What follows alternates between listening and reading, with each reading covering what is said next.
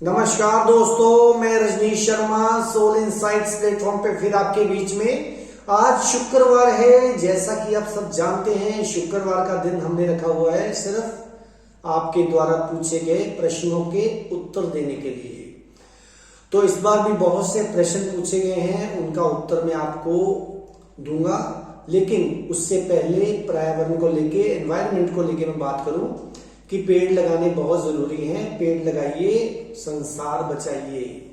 इस नारे को याद रखिए, पानी बचाइए, संसार बचाइए और पेड़ लगाइए, दुनिया को बचाइए।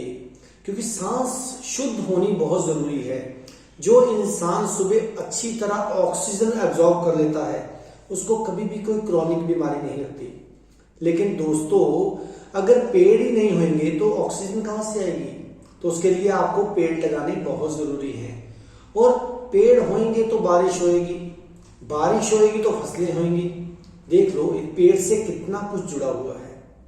तो आप आज से ही संकल्प करें सावन के महीने में कि हमने पेड़ लगाने हैं, क्योंकि बरसातें होंगी और पेड़ अपने आप ही अंकुरित हो जाएंगे। तो मित्रों, पेड़ लगाइए और पानी बचाइए। तो चलिए शुरुआत करते हैं पहले प्रश्न उत्तरों की प्रश्नावली से। सबसे पहले एक मित्र ने एक प्रश्न पूछा है कि मैंने देखा है, बहुत से मंदिर देखे हैं, वहां इजिप्ट में जाके देखे, ऐसे मंदिर हैं जिसमें लाखों किलो के पत्थर बहुत बहुत ऊंचाइयों पे चले गए। वो कैसे चले गए? उसमें कौन सी शक्ति ने काम किया जो इतनी ऊंचाई पे वो पत्थर चले गए, जो क्रेन नहीं लेके जा सकती, जो कोई ट्रक नहीं लेके जा सकता, जो कोई भी चीज नहीं लेके जा सकती। तो मित्रों याद रखिए, इस पत्थरों को या इन चीजों को बहुत ऊंचाई पे ले जाने के लिए मंत्रों का बहुत बड़ा हाथ है। जो हमारे ऋषि मुनियों ने मंत्र बनाए थे, उन्हीं मंत्रों की शक्ति से वो पत्थर बहुत ऊंचाई पे लेके जा सके हम लोग। तो कहने का मतलब है कि जो मंत्र हैं, मंत्र ही ऐसी चीज है जो आपको बीमारी से भी निजात दिलाते हैं और आपको अध्यात्म में भी ऊंचाई पे ले जा सकते हैं। और मंत्रों में इतनी ताकत है कि पानी के दिए भी जल सकते हैं। तो मेरी तो यही सजेशन है हर इंसान को कोई ना कोई मंत्र पढ़ते रहना चाहिए। क्यों? क्योंकि उसी मंत्र के सहारे हमारी जो आने वाली जिंदगी है वो बहुत ही सुखद हो सकती है। अब एक और मित्र ने सवाल पूछा है कि कर्मों से निजात कैसे पाई जाए, कर्मों से कैसे मुक्त हुआ जाए और कैसे मोक्ष की प्राप्ति हो। देखिए, कर्मों से मुक्त होना तो बहुत आसान है। उसके लिए कुछ भी नहीं करना है, सिर्फ अपने स्वरूप को पहचानना है। जो हमारा असली स्वरूप है उसको पहचानना है। कर्म मित्रों एक जली हुई रस्सी की तरह होते हैं। हमें लगता है ये बंधे हुए हैं, लेकिन वो बंधे नहीं होते। उसको छोटा सा भी टच करने से वो कट जाते हैं। कर्म कैसे बनते हैं, ये भी मित्र ने पूछा था एक ने। कर्म इस तरह बनते हैं, जब आप किसी भी गलती को बार बार करते हो, जब आप बार बार करते हो तो वो एक लेयर बन जाती है, जो संस्कार बन जाते हैं आपकी आत्मा के ऊपर। तो वही संस्कार, वही कर्म आपको जन्म जन्म भोगने पड़ते हैं। और इन कर्मों से कैसे आप छुटकारा पा सकते हो? सिर्फ ध्यान करके। जितना आपका गहरा ध्यान होता जाएगा उतने ही आपके कर्म खत्म होते जाएंगे और जो भी आत्मा के ऊपर बोझ होगा वो बिल्कुल खत्म हो जाएगा और आपके कर्म बिल्कुल खत्म हो जाएंगे। मैंने 2 एपिसोड पहले भी एक बात बोली थी कि हर इंसान को कभी भी नेगेटिव चीज को सोचते नहीं रहना चाहिए, क्योंकि जब हम नेगेटिव चीज को सोचते रहते हैं वो भी एक कर्म बन जाता है, जो कर्म हमें बहुत तंग करता है। तो कर्मों को ठीक करना, कर्मों से छुटकारा पाना बहुत आसान है। सिर्फ अपने स्वरूप को पहचानिए और अपनी गहराई में उतरिए ध्यान के जरिए, तो आप कर्मों से बिल्कुल मुक्त हो जाएंगे। अब एक और मित्र ने पूछा है कि मान लीजिए हमारे प्लैनेट्स बहुत ही खराब हैं, तो क्या वो खराब प्लैनेट्स जो हैं अगर हम स्पेस में चले जाएं तो वो नेगेटिव असर देंगे, पॉजिटिव देंगे? देखिए, ऐसा है कि जब हम दुनिया में आते हैं तो एक ऐसा निशान हमारी बॉडी में लग जाता है जिसके इर्द गिर्द सारे प्लैनेट्स घूमते ही रहते हैं। जो उस समय आकाश में प्लैनेट्स थे वही आपकी बॉडी के अनुसार उस समय डिस्प्ले होना शुरू हो जाते हैं और उसी के अकॉर्डिंगली ही सारा जीवन चलता है। चाहे आप धरती पे रहो, चाहे स्पेस पे रहो, चाहे विदेश में रहो, ये ग्रह वहां भी काम करते हैं। कुछ लोग कहते हैं समुंदर पार करो तो ग्रह खत्म हो जाते हैं। ऐसा कुछ नहीं होता। अगर ऐसा होता तो फिर इंसान बाहर जाके भी सेट ना होता। कई लोग बाहर जाके भी सेट नहीं होते, दुखी रहते हैं, वो तो समुंदर पार करके चले गए। ऐसा कोई चक्कर नहीं है। जो ग्रह हमारे जन्म के समय पड़ गए वो हमें सारी उम्र तंग करते हैं, सारी उम्र।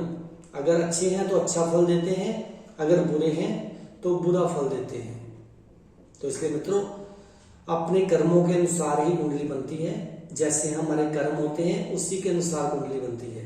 तो अपने कर्मों को ठीक कीजिए तो अपने आप ही आने वाला जो आपका जीवन होगा बहुत सुखद हो जाएगा। अब एक और मित्र ने पूछा है कि कुछ बच्चे, मैंने देखा है कि हमारे बच्चे, कुछ बच्चे जो कि पढ़ाई करते वक्त भूल जाते हैं, उनको आप क्या सजेशन दोगे? देखिए, हमेशा पढ़ाई करते वक्त वही बच्चा भूलता है जो किताब को लेट कर पढ़ता है। जो जब आप लेट कर पढ़ोगे तो आपकी मेमोरी ब्लंट हो जाएगी, आपको कुछ भी याद नहीं रहेगा। हर बच्चे को चाहिए चेयर पे बैठ के या एक ही जगह बैठ के नॉर्थ या ईस्ट की तरफ फेस करके पढ़े, और लेट के कुछ नहीं पढ़ना है। जब आप लेट के पढ़ते हो तो फिर आपकी मेमोरी तो खराब होगी, कुछ भी याद नहीं होगा और फॉर द टाइम बिंग ही याद होगा। और जब भी आपने पढ़ना शुरू करना है, जिस रूम में आप पढ़ते हो उसमें हमेशा खुशबू होनी चाहिए। अगर खुशबू होगी तो आपका ध्यान कभी भी डाइवर्ट नहीं होगा। खुशबू किसकी? मैं तो कहूँगा कैम्फर की खुशबू होनी चाहिए, मुश्कपूर की खुशबू होनी चाहिए, और आलतू फालतू कोई खुशबू नहीं होनी चाहिए, ना सिंथेटिक ना कोई और। कैम्फर नेचुरल है। ये वैसे भी आपके ब्रेन को बहुत ही शार्प करता है मित्रों। याद रखो, अपने बच्चे के रूम में कैम्फर जलाइए ताकि आपका दिमाग भी शांत रहे, पढ़ाई भी ठीक हो, और बच्चे को कभी इससे नेगेटिव थॉट्स नहीं आते हैं। और हर इंसान को चाहिए कैम्फर अपने घर में जलाए, क्योंकि कैम्फर जलाने से नेगेटिविटी बहुत दूर भाग जाती है। अब एक और मित्र ने पूछा है कि हमारे बच्चे बहुत जिद्दी हैं, कोई ऐसी सजेशन दीजिए जिससे इनका जिद्दीपन खत्म हो जाए, और बहुत क्रोधी हैं, वो क्रोध से कैसे निजात पाए? देखिए, अगर मैं आपको कोई विधि देता हूं कि क्रोध से लड़ना है तो ये विधि अपना लो, बिल्कुल कोई विधि नहीं अपनानी है। बच्चों को यही समझाइए कि क्रोध में रह के क्रोध को देखें कि क्रोध आया क्यों, गुस्सा आया क्यों। अगर मान लीजिए आप कीचड़ में खड़े हैं और कीचड़ में खड़े होके आप इग्नोर मार रहे हैं कि हम कीचड़ में खड़े हैं, और आपका ध्यान आकाश की तरफ करके आप कोई मंत्र पढ़ना शुरू हो गए, तो वो कीचड़ थोड़ी खत्म हो जाएगा, वो तो कीचड़ वहीं रहेगा और क्रोध भी वहीं रहेगा। मित्रों, याद रखो, क्रोध को खत्म करने के लिए, जहां लोभ को खत्म करने के लिए, जहां अहंकार को खत्म करने के लिए उसके मूल को पहचानना होगा। ये क्यों आया, उसके डीप तक जाओ तो याद रखिए अपने आप ही क्रोध तिरोहित हो जाएगा, खत्म हो जाएगा। तो इसलिए किसी भी चीज को खत्म करने के लिए उसके विरोधी तल में नहीं जाना है, उसको अच्छी तरह देखना है। बस जैसे ही आप देखेंगे वो चीज अपने आप ही खत्म हो जाएगी। चाहे वो क्रोध हो, चाहे काम हो, चाहे लोभ हो, चाहे मोह हो, चाहे अहंकार हो। तो ऐसे किसी विधियों को मत ढूंढो, सिर्फ उसमें ही घुस के देखो, अपने आप समझ लग जाएगी कि ये चीज मेरे लिए नुकसानदेह है। और भी बहुत से सवाल हैं मित्रों, पर अगले शुक्रवार को मैं बाकी प्रश्न के उत्तर दूंगा। तब तक आप मेरे चैनल को इसी तरह सब्सक्राइब करते रहिए, सोल इनसाइट्स _RV रजनीश। तब तक आप खुश रहिए, आबाद रहिए, जिंदाबाद रहिए। नमस्कार।